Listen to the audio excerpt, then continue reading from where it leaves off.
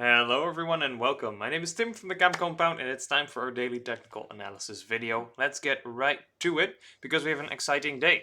In front of us we have the Bitcoin US dollar 1 day chart, and right on time we see a spike in Bitcoin like we thought.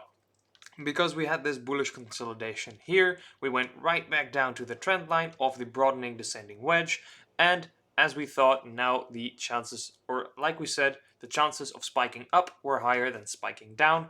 Of course, we still have 4.5 hours, so we could still see a reject and still continue downwards, but so far so good, right on the money. Which we like, it's good to see. And now we see that this resistance here that we built around that 17,150, we're well above. Of course, we still have to keep above it, but that would be a good start.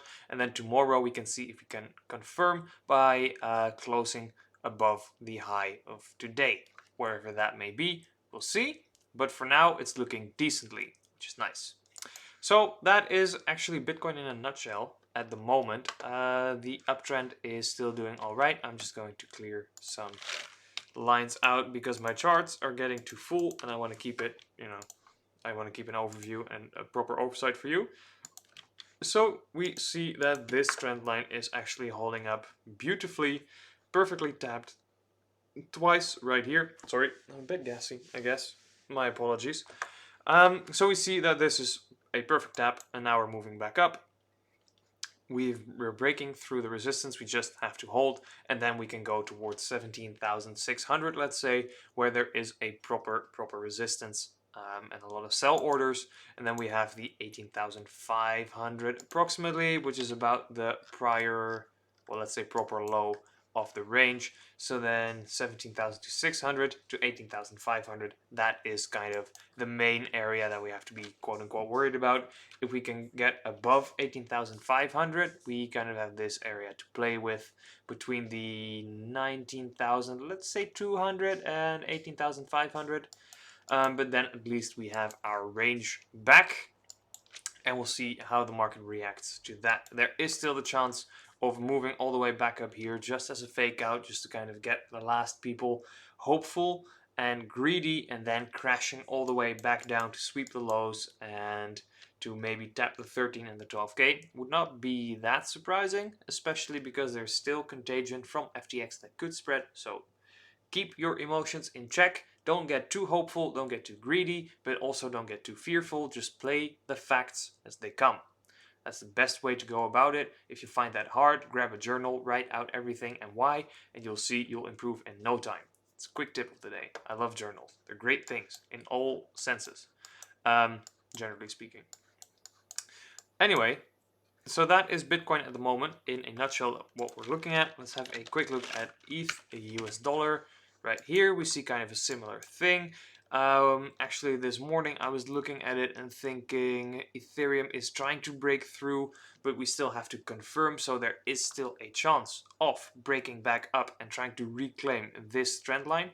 But of course this is now a resistance. Again, we see that as well. Ethereum is trying to hold it, but if we look into the 4-hour, we see that that has been proven a real challenge for Ethereum. At least the volume is rising, which is good. Now we just have to keep it.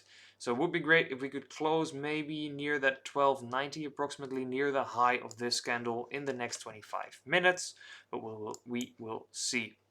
And then confirm above, try and break this resistance together with Bitcoin trying to break the 17,600. But we will see, one thing at a time. If we can just consolidate here and well above the trend line, that would be a good start as well. That is it for Ethereum. Ethereum is also quite the proxy for the broader alt market, of course, so let's have a look. XRD is doing beautifully. Well, actually today is a bit rough because it had a major rejection here at the 5 cents, which makes sense. If we look at the VPVR, we see there's a volume node here. It's kind of rough. There's a clear resistance, but hey, at least we have a first step. We have a decent move up. This is what kind of a move? 60%. It's fairly decent from the low. Makes sense that it wants to take a quick rest and maybe consolidate around here a bit, or here around the 4 cents approximately. That is what we're seeing there. Then there's the DYDX, which is kind of around our entry, which is fine, making a bit of a new low. But if we look at the RSI, well, there's no divergence yet. So we'll just have to be patient and see where that closes. If we do close like this, that would be a good sign that we may have bottomed for the near term. Let us quickly pass over to AVE. Of course, these are some of our most recent additions to our trades. AVE is doing quite nice. I forget off the top of my head where we entered, but at the very least it's doing decently because we entered yesterday somewhere around here, I believe. I think it was, well, I don't know. I forgot. I'll have to check in a second. That happens too every now and then. That's why I write everything down. Or at least all of my trades. And also just, for logging purposes. And for many other things. But AVE is doing alright, is the point. This can go actually there. And we see that it's trying to break through its now resistance, was just support. We'll see if it can move up towards that 68. That would be nice. If we can break it, then there is a clear way to 71 and maybe even 77 to be quite a nice run up. That would also coincide with Bitcoin and Ethereum, of course. So those are really the cruxes right now. Can Bitcoin continue on? Can Ethereum continue on? If they get rejected, rest of the market goes back down as well, probably. But that is what we'll see. So Bitcoin, Ethereum are the main focus, and now we're just kind of speculating what that will do to the alt market. Solana is still just kind of consolidating. It's not moving that beautifully. It is going sideways, so for now that's fine. At the very least, it's not crashing further. It's kind of trying to shake off the whole FTX thing, as the whole market is. There is still a move down there, you could say. It's not really a flag. You could say that it's trying to form a descending triangle, which is generally not great. That might just put it back here at the low for maybe a double bottom over the coming days, so take care with that, I'd say. But again, if the whole market pumps, Solana will probably try to break that 14.6 again as well, and maybe just shoot up towards the 17.6 to 18, perhaps. If it can break here, it could go pretty quickly. That's what we're seeing there. ADA is not doing so hot, I think, or I feel, or that's what I see.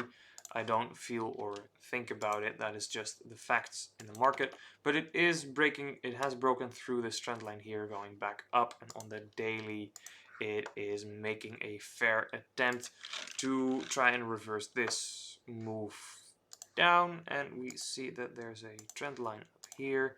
It's a matching trend line up here, so it is a bit of a bear flag.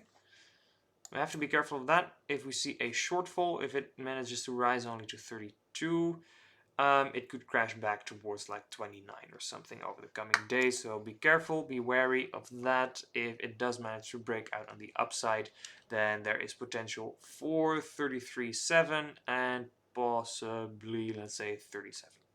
Something like that is kind of what we're looking at. Let us have a quick look at Matic, because we opened a position there as well, and Matic is being quite strong, which we'd like to see. There is the clear trend down here, as well as the trend down there, which just shows a beautiful wedge.